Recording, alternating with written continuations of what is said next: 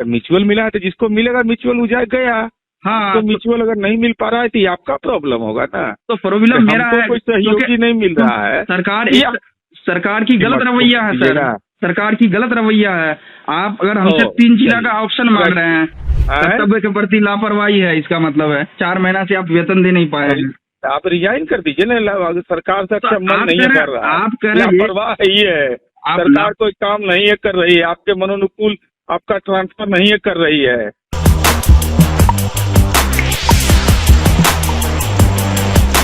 नमस्कार, मैं सुरभि मानसी और आप देख रहे हैं वॉइस हब। तो TRE-3 के जितने शिक्षकों की बहाली हुई थी, उनका जो ट्रांसफर हुआ था, जहां पर उनको कार्यरत किया गया था, उनको 500 से 600-700 किलोमीटर तक की दूरी उनके घर से दे दी गई थी, जिस कारण से उन्हें काफी अकेलापन महसूस हुआ, मानसिक तनाव तक हो गया और अकेलेपन के कारण वो काफी तनावग्रस्त रहने लगे, जिस कारण से उन्होंने सरकार से मांग की कि उन्हें 3 जिले चुनने का मौका दिया जाए, ताकि वो अपने घर के आसपास का एरिया चुन सके, ताकि वो अपनी सेवा को अच्छे से प्रदान कर सके और उसके बाद अपनी मानसिक शांति के लिए, पीसफुल एनवायरनमेंट के लिए अपने घर के पास होने से उन्हें काफी राहत मिलेगी, जिस कारण से वो अपना शिक्षक होने के नाते शिक्षा में काफी बेहतरीन योगदान दे पाएंगे और अच्छा परफॉर्मेंस भी देंगे। इस बात को लेकर जब कई शिक्षक मांग कर रहे थे, उनमें से कई शिक्षक ऐसे भी थे जो MLC से, विधायकों से बात करे थे, अपने जनप्रतिनिधि से बात करने की कोशिश करे थे। इसी में एक ऑडियो हमारे सामने आया है, जहां पर MLC नीरज कुमार से एक शिक्षक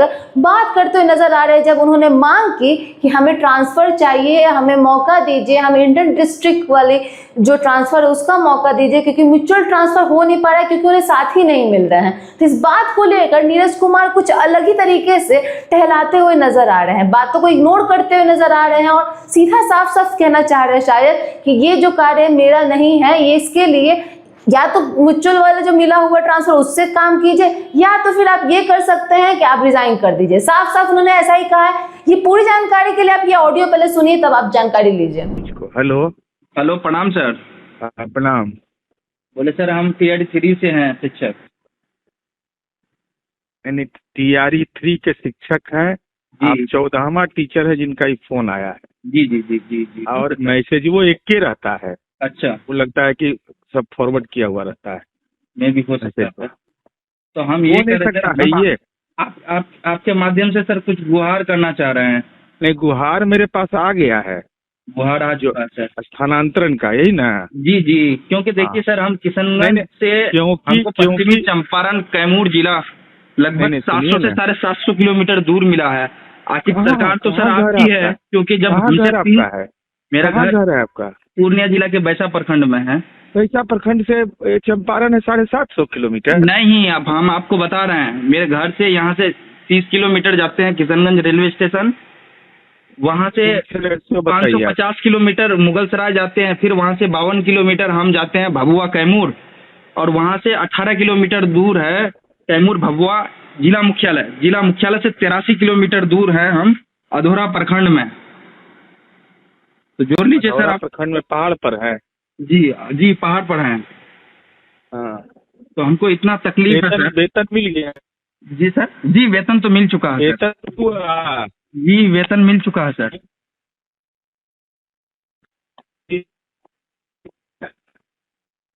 बताइए सर, हम लोगों को परेशानी है ना सर, आप तो हमारे एक माध्यम है सर, बताइए।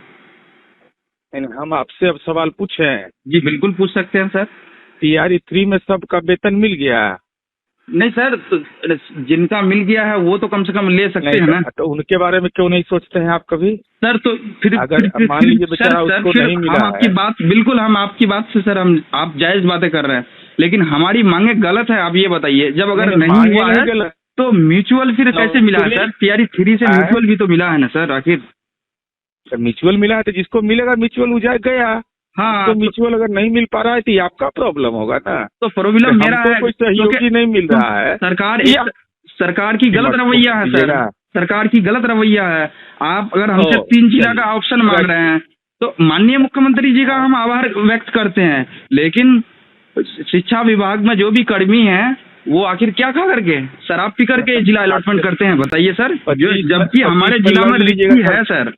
रखो यार, हमारे क्षेत्र के ये नहीं हो, जिस क्षेत्र के जनप्रतिनिधि उसको। तो आप JDU से है ना सर? आप JDU से है ना सर?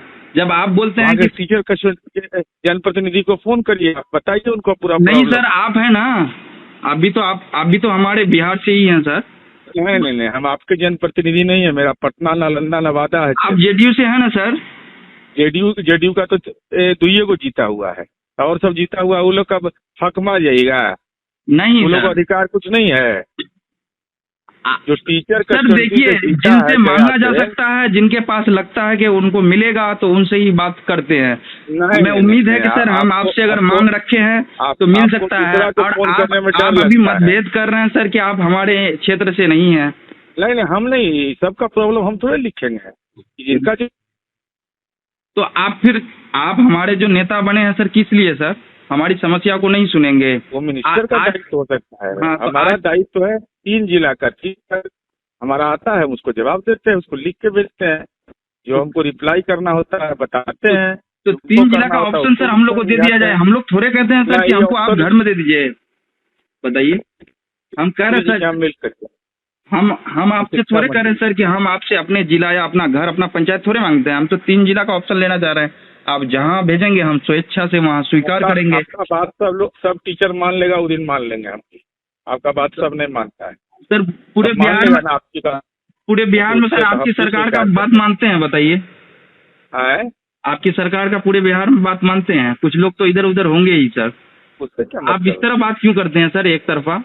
आप देख रहे हैं सर, वही साहब में भी इस तरह से ही बात कर रहे हैं सर। टीआरई 3 को देखना ही नहीं चाहते। लोभी आदमी का वही उपाय करते हैं। अच्छा, जो बेचारा जिसको वेतन नहीं मिला है, वो परेशान है वेतन के लिए।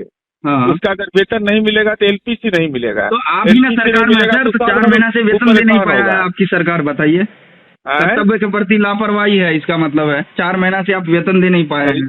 आप रिजाइन कर दीजिए ना, सरकार से अच्छा मन नहीं कर रहा। आप कह रहे हैं लापरवाह ही है सरकार, कोई काम नहीं है कर रही है, आपके मनोनुकूल आपका ट्रांसफर नहीं है कर रही है। हम मेरे अनुकूल एकदम नहीं कर रही है। एक तरफ सरकार कह रही है कि एसीएस, पूर्व एसीएस सर बोल रहे थे कि आप 3 जिला का ऑप्शन लेंगे, 3 जिला में से फर्स्ट चॉइस देंगे।